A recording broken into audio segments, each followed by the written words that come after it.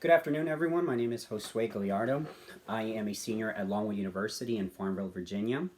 I am taking my senior seminar class, and for one of the projects that we were required was to conduct a quantitative research. And for this particular presentation, I selected to do civic engagement among millennials, as you can see in the first slide right here. Alrighty, so some of today's agenda, we're going to be giving some background information on why this topic was selected, what caused me to investigate this phenomenon, making some observations within the Longwood community, within my own community, and so forth. The why question, we're going to give some general research that helped me develop my question and therefore allowed me to conduct my quantitative analysis. The third section is we'll give 3 hypotheses. For purposes of this research, we were required to have 3 hypotheses to test the general question. And like I said, I'll break it down within each section and what each purpose. And for each of those hypotheses, we had to use a survey instrument, which we came up with various questions and had to go out there and ask Longwood students to take the survey to prove our hypothesis, and therefore if our hypothesis in fact prove our overall question. And then the fourth section, which is the academic literature, which is right here. You can't really see it, but it's this one right here. That is I had to look at what previous scholars in both the social science, within the political science, psychologists, sociologists have said about civic engagement and the overarching question. And then the final part of this project or this presentation is my conclusion and some final thoughts. In these areas, I will give some possibilities of my findings. Unfortunately, due to unprecedented events, we could not go out there and conduct the survey method part to obtain results, but based on some research, based on what I've found by others and my own assumptions, I can give some possibilities and then some final thoughts. All right, so some background. Why was this specific topic selected? So when I was a sophomore, I took a class called Citizen Politics with Dr. Scott Cole, and we talked and discussed about a variation of citizen participation in our democracy. We looked at, we did a cross-analysis study of Western countries and what their citizens, how did they participate in the electoral process, join organizations. We looked into what social capital is and civic engagement.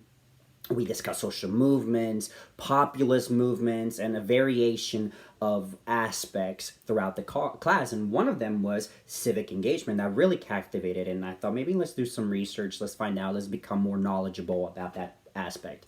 The next one was American culture. I thought, for me as an immigrant, the culture here is so different compared to where I come from.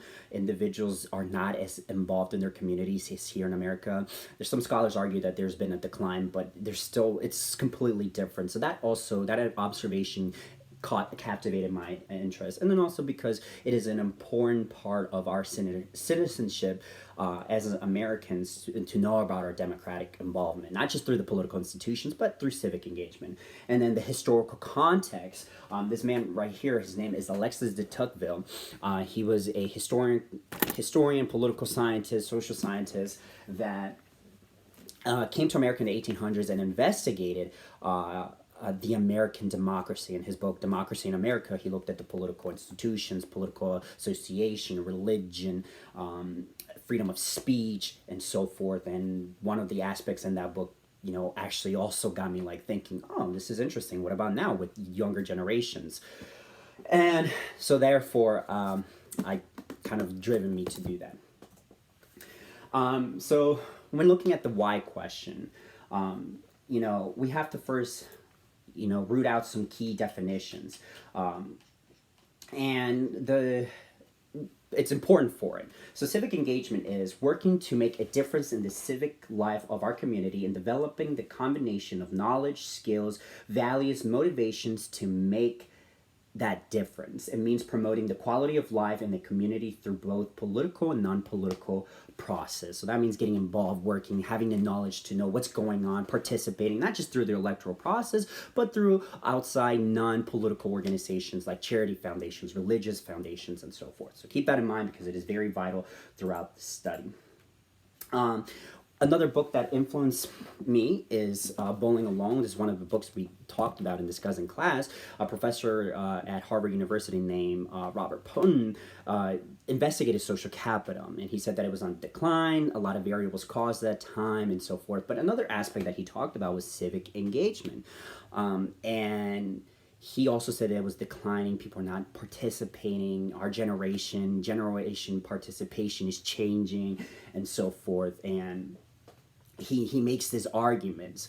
However, another interesting topic or scholarly work that I looked at was by a man named Robert Dalton, and he did a analysis of traditional norms changing, and he compared citizens. He put them in two categories: civic, traditional engaged citizens, which is an older generation, so just voting, sending out checks to political campaigns, and so forth.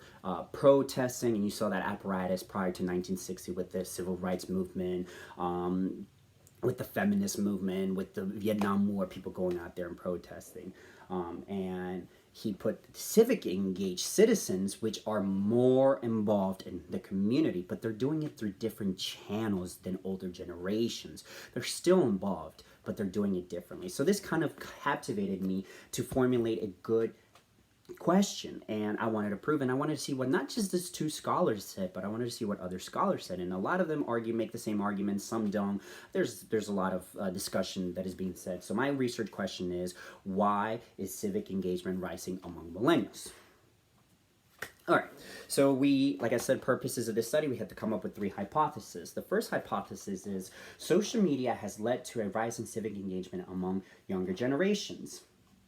And the data that I collected, and this is some general background information, found that social media, which is part of the internet, 84% of adults use the media in America. And out of that 84%, 96% of millennials are using it. So we're using that constantly. And 58, compared to 58%, which is seniors and older generations.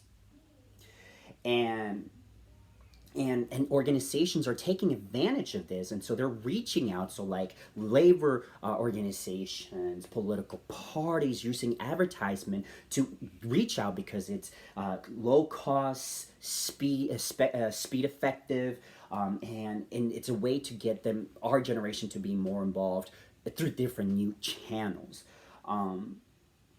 And then the other studies have found that now we're getting our news, not the old methods, like the newspaper when you just get the newspaper and read it and like, oh, this is what President Trump did today. No, we're like getting it through social media, through Facebook, to Twitter, and so forth. And so that's one of the first hypotheses. I also wanted to investigate a little bit about. So some of the questions that I formulated to test this hypothesis include, the first question says, social media can include anything from Facebook, Snapchat, Twitter, TikTok, etc. On average, how many hours a day do you use social media? So I wanted to get some general background. Is that, are we really using the media, social outlets like we should? And this is the first question right here, I'm sorry. And how much are we doing in it? And is that effect, this timing variation, causing us to be more influenced by these organizations like I previously stated? This next question asks, when operating on social media, have political organizations reached out to you? So, and so now we're actually testing it. Are they reaching out to you and saying, hey, since we're using it for so long, do we see advertisement? When we have election season, we have, if you like to contribute, if you like to participate, and when you're watching or on Twitter or on Snapchat, political campaign ads. Organizations, charity foundations, and so forth are reaching out to individuals. So I wanted to test that within the Longwood community. The third question asks, do advertisements on social media from different organizations like political campaigns, community works, charity foundations, religious organizations, and nonprofit influence you more likely or less likely to do that? So based on their advertisement and based on their outreach, are they influencing you to? And so it's kind of like it also tastes that, and because of this advertisement through social media. Question 4 asks, have you ever used social media to sign up for any political rallies, community events, charity fundraisers, religious events? So are you actually using the internet, the social media internet, to go out there and be civically engaged? Because remember, civically engaged is working together, knowing, having the knowledge, the skills to formulate a better community, like we stated in the definition. Question 5 says, how likely are you to read the newspapers in person than to watch it through social media? Computers or devices, so forth. And this is once again to test, is this influencing you to be more knowledgeable about your community or about events, world events? So this civic engagement. And so we move on to hypothesis number 2. Rise in higher education has led to a rise in civic engagement among millennials. Some general background information about this question that I thought was important was that, one second, sorry, I have my notes right here, that around 40 million Americans have a bachelor's degree, and a lot of social scientists, when doing the literature review, found that the more educated you are, the more involved you are in your community. So we have 40 million people that are being that. And according to a lot of political scientists, our generation is the most educated generation than any other education or any generation prior to ours. So we're going to school more. And so is this impact, so is education having a high education, is that having a direct impact on how involved we are in our community? How civically engaged are we? And so I wanted to test that hypothesis based on some research and based on my own personal assumptions. And so some of the survey questions that I brought to study this phenomenon include, I picked 4 questions for this one, and they include, as a question 1 says, as a college student, are you more or less likely to, are you more or less educated about your community than you were in high school? So is this actually testing their education? Whether you're a first semester freshman, are you actually getting more knowledge about what is going on in your community? And so therefore I wanted to see that. Question 2 says, how involved are you at Longwood University's community? Right here. And that actually says, you are in school, you are getting this higher education. Is this causing you to be more civically engaged? So that's the purpose of that. So it's kind of testing the hypothesis in a way. How interested would you be if Longwood University offered a service learning course that focuses on giving back to the community? And I asked them to rate from a scale to 1 to 5. And if we provided more education about the community, would you be interested in joining that? So if giving you more education at the college level, could this have a direct impact on your civic engagement? So question 4 asks, on a scale to 1 through 5, how active are you outside Longwood University? So as a student, a Longwood student who's receiving a higher education, is this causing you, or is this having a leading effect to go outside Longwood community and back home or outside the country to go out there and actually participate and give back to your community, join organizations, and so forth? And which leads us to the hypothesis 3. And sorry, I'm jumping back and forth. It's in the background. I know it's a little hard to see, but and then the next one is political participation has led to a rise in civic engagement among millennials. Some studies have found that voter turnout, because that's one form of participation or civic engagement, is declining among generations. Over a 40-year period, a political scientist named Kevin Williams found that ages from 25 to 35 are less likely to participate than older generations. And you typically see that with elections, that younger generations just to go out there and vote. Some reasons why people have said that, so they've gone out there and discovered why, is because they're not interested in a political party. It just doesn't interest them. In fact, some other surveys found that 26% of millennials are talk about politics less than older generations, who are around 45%. So when they're having an interaction with their neighbor, their friend, they're not talking about it. So they're not really knowing, they're not knowledgeable about what is going on in their democratic process. And just they're not having interest because, they don't like the parties, they don't like the political culture, they just don't care to vote. And so all of this made me formulate this question: is maybe, if because of all of this, is this causing younger generations not to get involved? So is this political polarization not causing us to get involved? And a good definition for political polarization is one second, I had it right here. Political polarization is the act of dividing something, especially something that contains different people or opinions, into complete opposing groups. So different opinions, we're not getting into it. So I wanted to test this. So some of the questions that I came up for this question include, one second. And some of the questions that I have for this, here's hypothesis 3. It says, how pleased are you with the current political process? I actually directly wanted to ask them, hey, because differences, is this causing you not to get involved? So I gave them a scale to 1 through 5. How satisfied are we with the two-party system? Because we in America have 2 parties. Do you think that a third party is needed? If they had that option, could they participate more in the electoral process? Could they be civically engaged, join the party, go out there and campaign for them? If a friend shares different political views as you, how likely are you to participate in community events with this individual? So if I have different political views as someone, could this cause me not to go out there and do a community fundraiser, charity work, going out there and cleaning up our streets or so forth? Is this going to cause me not to? The next one is, have you ever joined an organization that has individuals with different political, cultural, and economics views as you? So will others people's views cause you not to join an organization? So this is once again testing this hypothesis. And then the final one is, have you ever been kicked out, denounced, or shamed out of an organization? Because political polarization in America is becoming very heavy, and so people are getting denounced. And I wanted to test that: is this causing you not to be, or is it still saying, hey, you know what? Whatever, I'm just going to go form my own group. Well, if I like gun rights, I'm just going to go with all the gun rights individuals, but we're going to go out there and protest. We're going to be civically engaged. So I kind of wanted to test that. And some further research would have been needed to conduct there. All right, so some academic literature. I have more. I already presented some more, but this is basically all they did.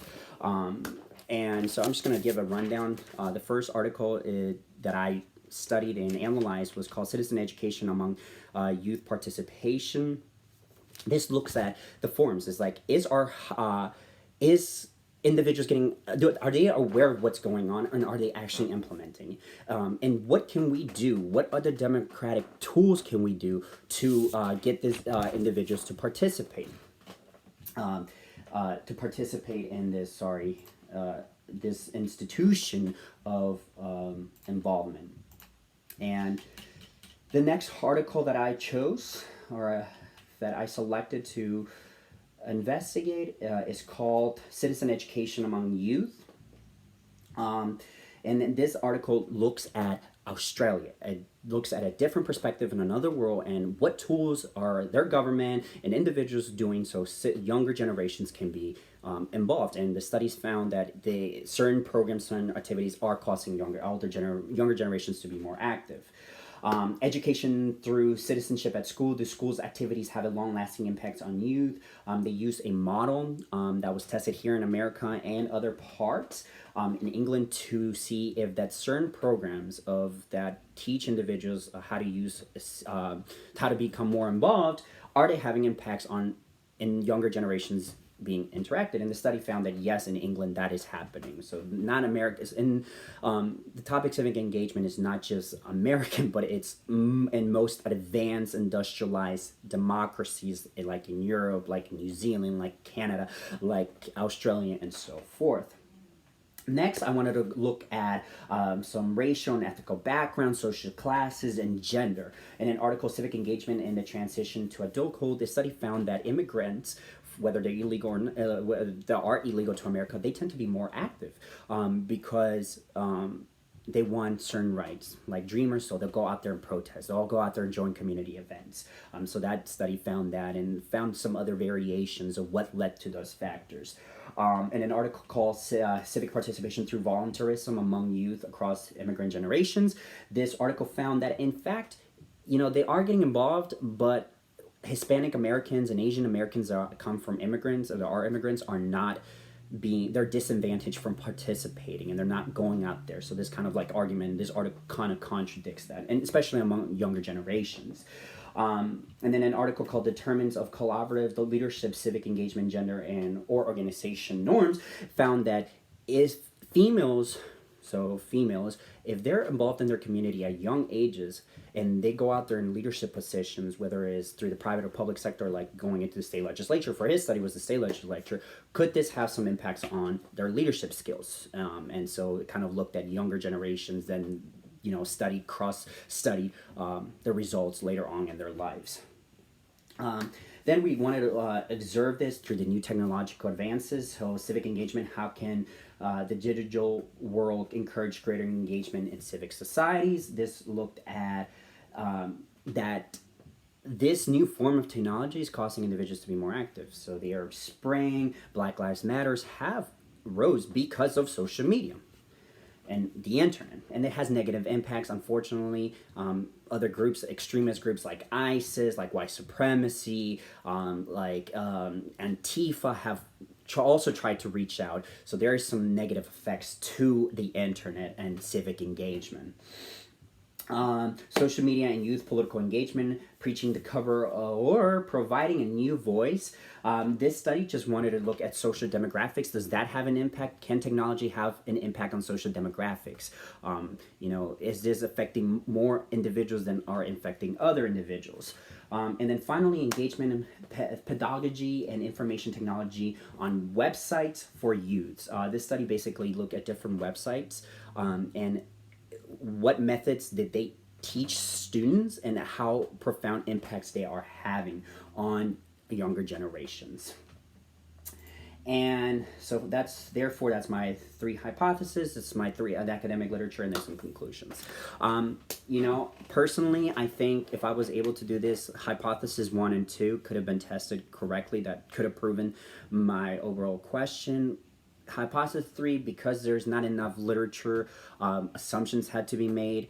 However, I think personally that individuals would have still been involved even if individuals had different thoughts or as them share political beliefs as them. And then some personal thoughts. I thought that I think civic engagement is priority toward democracy. It is what drives us to have a community of well-developed citizenship. And I think that many Americans are forgetting that it's okay to have individuals with different views. It's okay to have individuals that don't necessarily have the same religious background and so forth, but it's okay. And especially if you're a Democrat or Republican, we are still one nation. We live under one nation, and we should be involved in our communities and giving back, helping out the poor, and so forth, and building some trust, which leads to some social capital that Robert Putnam and others talked about. Alrighty, so that's my presentation. Thank you very much.